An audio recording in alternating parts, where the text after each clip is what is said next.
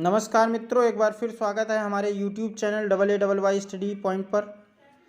आज हम एक और महान क्रांतिकारी, देश के लिए कुर्बान होने वाले वीर शहीद की बात करेंगे, जिसका नाम है राजगुरु। सैंडर्स को मौत के घाट उतारने वाले महान क्रांतिकारी।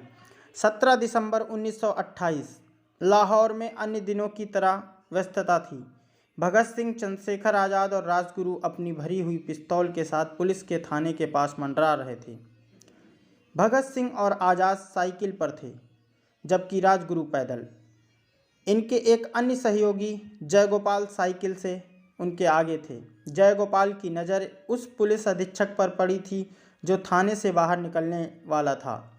भगत सिंह और राजगुरु थाने के निकट पूरी तरह तैयारी के साथ खड़े थे, जबकि आज़ाद DAV कॉलेज के पास भरी हुई पिस्तौल के साथ खड़े थे। जयगोपाल पुलिस थाने के सामने अपनी साइकिल मरम्मत करने के बहाने से खड़े थे। जैसे ही अंग्रेज पुलिस अधिकारी मोटरसाइकिल से बाहर निकला, जयगोपाल ने इशारा किया और राजगुरु ने गोली चला दी। पुलिस अधिकारी नीचे गिर पड़ा। फिर भगत सिंह ने उसे कुछ और गोलियां मारी। इसके बाद तीनों वहां से भागने लगे, लेकिन हवलदार चरण सिंह ने उन्हें देख लिया। उसने अपनी साइकिल के साथ उनका पीछा किया। आज़ाद एक स्तंभ के पीछे से इस घटना पर नज़र रखे हुए थे। उन्हें लगा कि भगत सिंह और राजगुरु की पिस्तौल खाली हो गई है। उन्होंने अपनी माउजर से चरण सिंह को गोली चलाई और तीनों साथियों को बचा लिया। चरण सिंह की वहीं मौत हो गई। इसके बाद सभी वहां से भाग गए। इससे पहले कि 30 अक्टूबर 1928 को उप अधीक्षक JP सैंडर्स ने साइमन कमीशन के खिलाफ एक शांतिपूर्ण विरोध प्रदर्शन पर लाठीचार्ज कराया था, जिससे लाला लाजपत राय घायल हो गए थे।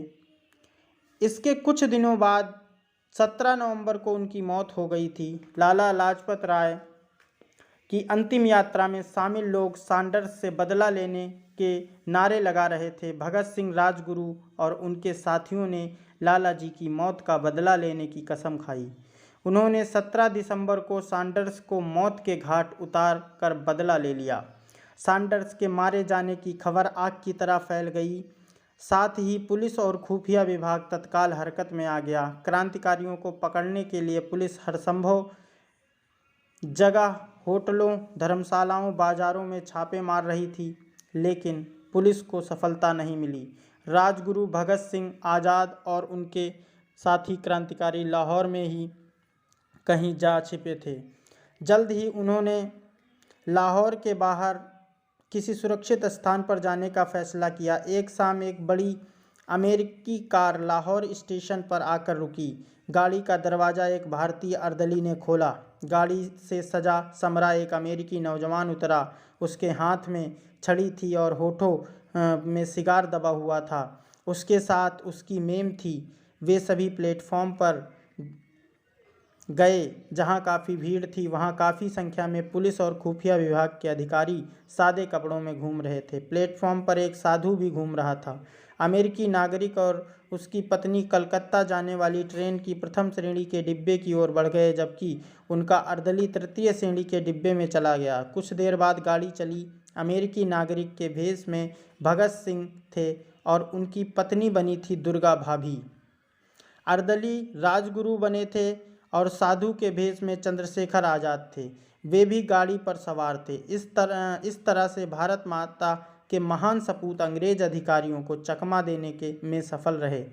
शिवराम हरि राजगुरु का जन्म उत्तर प्रदेश के वाराणसी में 24 अगस्त 1908 को हुआ था। उनके पिता हरि राजगुरु पूना के रहने वाले थे। उनके परिवार को राजगुरु की उपाधि मिली हुई थी।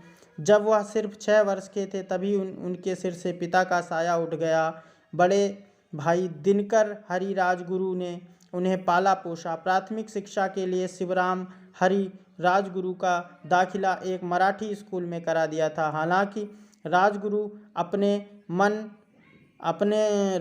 का मन पढ़ने से ज़्यादा खेलने कूदने में लगता था। 1924 में राजगुरु किसी को बिना बताए घर छोड़कर चले गए। उस समय उनकी जेब में मात्र 9 पैसे थे। 130 किलोमीटर पैदल चलकर वह नासिक पहुँचे। इसके बाद भी उन्होंने अपनी यात्रा जारी रखी। कभी वह पैदल तो कभी ट्रेन से यात्रा करते। झांसी, कानपुर और लखनऊ होते हुए अंततः राजगुरु काशी, वाराणसी जो आज है, पहुँच गए। काशी में वह कुछ दिनों तक गंगा किनारे अहिल्या घाट पर ठहरे। इसके बाद उन्होंने एक संस्कृत स्कूल में दाखिला ले लिया। पढ़ाई पूरी करने के बाद एक प्राथमिक स्कूल में उन्हें नौकरी मिल गई। यहीं उनका संपर्क उपसंपादक मुनीश्वर अवस्थी से हुआ। इस तरह राजगुरु एक क्रांतिकारी संगठन में शामिल हो गए। राजगुरु एक ठोस चरित्र वाले और जल्द फैसला लेने वाले व्यक्ति थे। वह अपना